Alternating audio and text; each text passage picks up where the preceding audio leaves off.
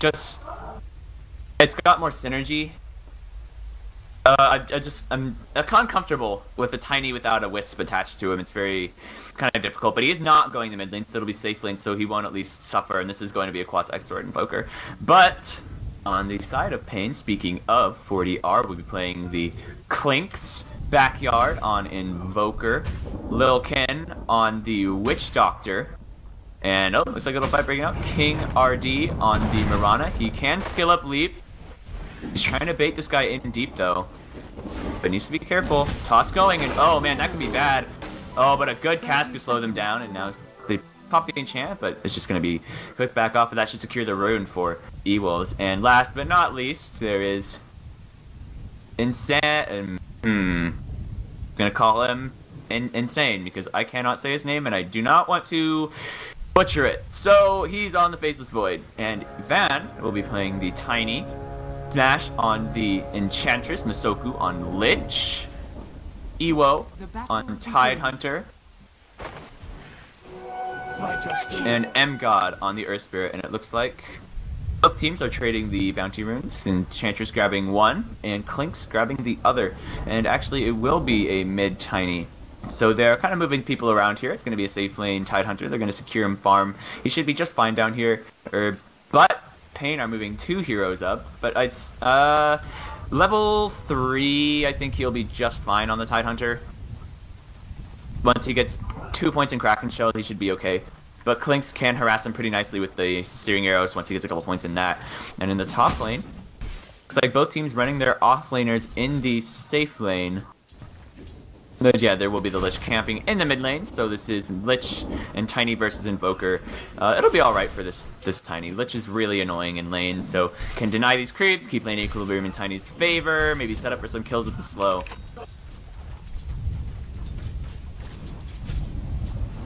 Things will get really interesting once we see rotations start coming out from the Earth Spirit, if any do. So Ewo getting harassed up about as much as you would expect, already having to go through 2 tangos, but still within XP range. Mid lane, Van is last hitting pretty nicely. In fact, Backyard has gotten 0 CS, neither a single last hit or a deny, so let's just sacrifice doing some serious work here. Meanwhile, Faceless Void is off to a very nice start. He will have Chronosphere at a reasonable time, to say the least.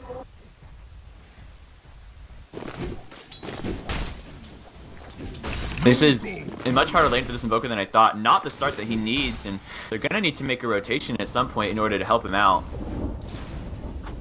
Ewo did pull, but his camp now blocked. And Smash smoked up, waiting on the side. They see them here. They might want to try to get someone. Ewo going out pretty aggressively. M-God and Smash in position to go, and Lil just probably gonna pop here. The last right click, and there he goes. Clink's able to juke away. There's no detection for him. Oh, actually there is dust. They might find him, but no, they're gonna back off. Not gonna. They might use the dust, but they give it to you. But they're just gonna save it for next time, and that's first blood going the way of Ewolves by a good rotation, and the Witch Doctor just not mobile enough to get away. But there was another rotation here. Mirana with the double damage, gonna be a huge nuisance to this Tiny. Bottle on the way though, so he should be just fine for regen, and still has a salve available.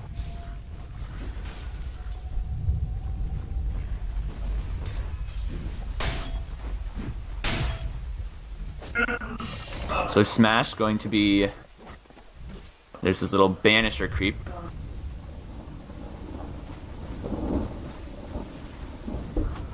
Arrow goes out, but doesn't hit anything, and Backyard getting beat up pretty bad by these two in the mid lane. Fortunately, no mana left on the Tiny, and he did have a salve, so he'll be just fine, and Faceless Void getting everything he wants in this off lane. We'll have an Iron Talon very soon, if he chooses to get it. That's pretty standard these days, so and he kind of has 2 of the pieces already, so I sort of expect it. Meanwhile, though, they did dust up dead, or 40R, and he's getting pretty low. The dust has still got a few seconds left on it. He could be in serious trouble. Now Smash has found him, and there he goes. 40R going down, and that is a pretty big kill for them. This Clink's needs to be off to a good start. He plays okay from behind, but not spectacularly so. He would love to get something like a Medallion, Orchid, Desolator, just really fast and tear enemies apart. And it's like Misoku going to be trying to stack this camp here. And E-Wolf's not really contesting the Spaceless Void at all. He is off to an awesome start, has the highest CS in the game by almost 10. But now it's Ewo who's going to be going to this top lane and hopefully finding... I think they're probably moving up there to find him a level 6 pretty quickly so he can rotate with Ravages. Radiant's middle tower is under attack. He does have his Arcane Boots, so maybe goes Mech, arrow going out, and going to kill that Hellbear. So Mirana is a really good counter to the Enchantress, and... or at least a counter to the Enchantress. Not like the hardest counter, but can be a pretty big nuisance killing off your creeps. You'll see Mirana and Crystal Maiden picked up often against those kinds of heroes. Like Chen or Enchantress or Natural Hum of the Dominator. Such as the Sven. 40R though almost has the Soul Ring, level 4. He did die, but Evo getting harassed up pretty nicely by this Clinks, and it's just the strength of the hero. Those fire arrows, man. Such a pain. Now it looks like Smash is here in the safe lane, and they move the Spaceless Void down. They don't want him to go up against this Tidehunter. That is a pretty Tidehunter favored matchup. Both teams just trying to move the lanes around to keep them in their favor as best as they can.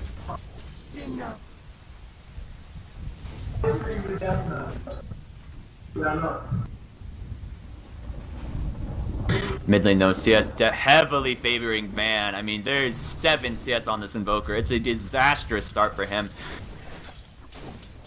But Mirana's coming around, going to be trying to find an arrow if she can.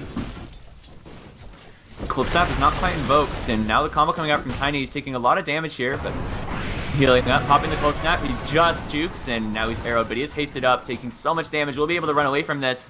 That haste rune, I think he should be just fine. Has 5 wand charges too.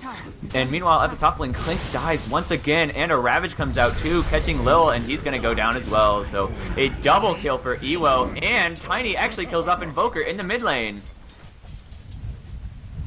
So across the map, just a complete disaster for paiN, losing 3 heroes, and 2 big ones at that. Your Clinks and your Invoker going down, and Insane. He does have Tomahawk available, should be just fine. I don't expect Smash to kill him here, but Smash will be level 6 in the near future.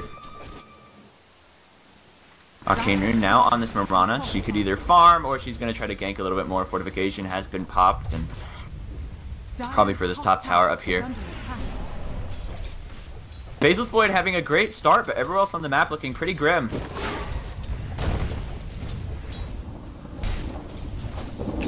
There is Clinks down here though, and now Chronosphere committed, and with the Sunstrike arrow, and yeah, this is a dead Enchantress. We meet in a show of fury. So that was a pretty quick pick. That was the first Chronosphere. Definitely worth it though, finding something on the map for them, getting themselves on the board. Soku, level 5. This Void level 6, or this Lich level 6 is going to be very interesting once teamfights break out with a Ravage and a Chain Frost. I wonder what the ban is going to go. Some of them like to go fast blink, some like to get drums. There's a nice sized ancient stack that he can farm up later. There's about a triple stack there. King RD looking through the jungle. Clinks also running around in the jungle trying to farm up as best he can. Be a little careful though. No, he's just fine. God though, could be in trouble. Looking off to the sides, they know that he's there. If this arrow connects, there could be a problem, but he has Rolling Boulder, so I doubt there's any real commitment. There's a smoke ready, and they use it. They're looking for someone. 3 heroes smoked up. They weren't scouted out. Need to be careful. They could be going anywhere. They have dust, so they can find the Clinks if it gets popped early, and RD in a good spot to pop the smoke, but in a dangerous position as well. If he gets grabbed, he's silenced now. Pick does not connect. They put out the ward, and the smoke ends up being just a warding smoke, but that aggressive ward will certainly set up for them later. However, it could be dewarded. paiN might know that that happened. Dire's top tower is under Evo will be going the Mechanism, and will probably be going Guardian Creeps as one of his first items in this game. Makes him incredibly tanky. The arrow goes flying, and just to farm up one of those big creeps. TPing now to the bot lane. God level 4, Smash level 7. Has Impetus, so a lot of damage there. Dire's bottom Only tower level 3 is on the under support. attack. Piranha here and Witch Doctor level 4, nearly 5. They're relegating some levels to him. They know they really need that Death Ward, and will make things a lot easier for them. paiN just throws his combo to harass the Invoker up, and you know that they is there. Dire's bottom tower is under attack. And the bot tower will be going the way of Dire's E-Wolves. bottom tower And mid, getting beat up a little bit by paiN. He pops his regen rune. He really wants to get someone, but is anyone close enough to follow up with him? He throws out his combo and just backs off after getting hit by the cold snap, but still doing a pretty sizable chunk of Invoker's health. But now Van in serious trouble. He has no points in Craggy Exterior. He's really tanky though. His team is not quite nearby. Mirana trying to find the arrow.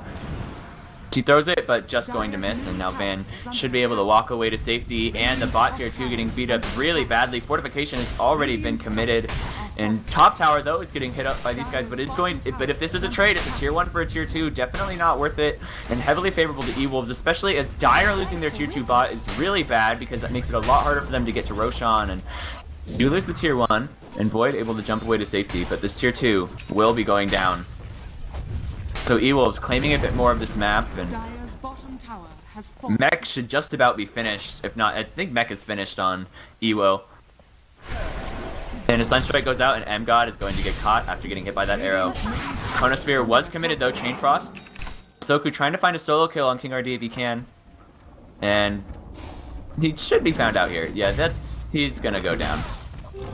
Just slowly chunked to death by the paiN.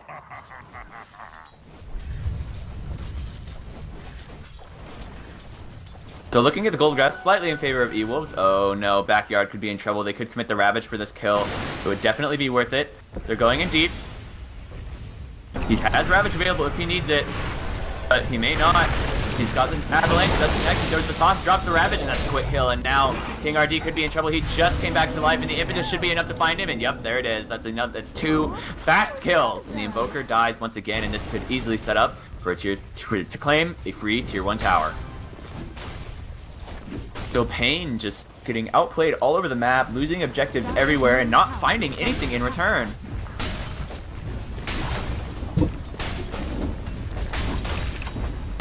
paiN needs to be using this Chronosphere. I think it's all about the Chronosphere right now, and the Invoker is pretty far behind. His CS only 31. We switch it over to net worth. It's 3 E-Wolves heroes followed by, yeah, this Invoker has half the net worth of the offlane Void. The only person close is the Clinks.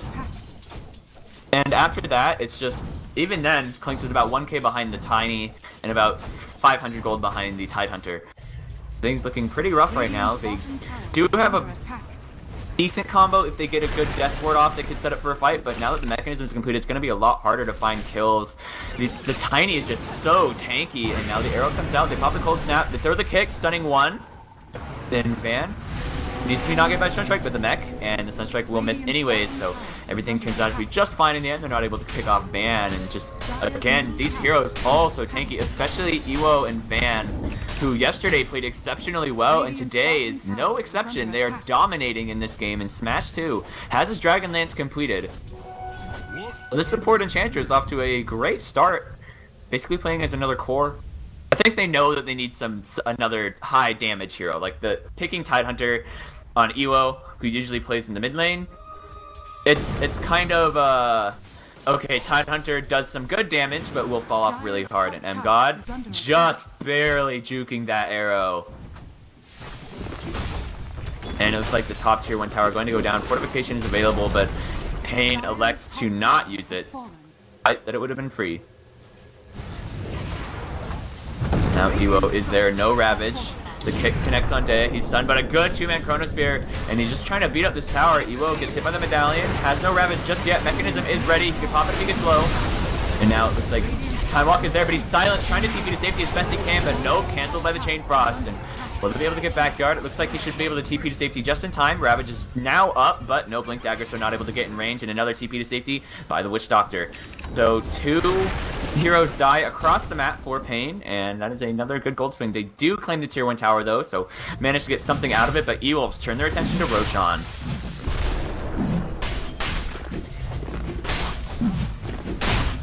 And it should be a modestly, like an okay Roshan. Radiant's middle tower Just Enchantress will make it easy to kill. And unfortunately, paiN, are they really getting up the map? They're farming up their Clinks a little bit. They're farming up their Invoker, who has just completed an item. I'm not quite sure what it was. It looks like his Hand of Midas. Nope. He didn't quite finish his Hand of Midas yet. He's about 1,000 gold away, so this is a terrible start for this Invoker. He's in a world of hurt right now. Doctor is level 6 though, and farming up still. Probably trying to go for a Glimmer Cape. Clinks has the Medallion, could go for a Solar Crest, but might just go back for the Deso. And this Burst Down will eventually go down and get put on Van. And with his Blink Dagger and 2k gold, it's going to be going Agate and Scepter next. It's going to be really scary now. Faceless Void has double damage, but I doubt they'll be able to make anything significant of this. He's just gonna, he's just gonna go farm out the jungle. Right call. He has his Vlad, so his team's damage output will be helped a little bit. But as we saw in that last fight, they just don't really do enough damage. The Frost Armor plus the Mechanism, plus just the raw tankiness of these heroes is incredible.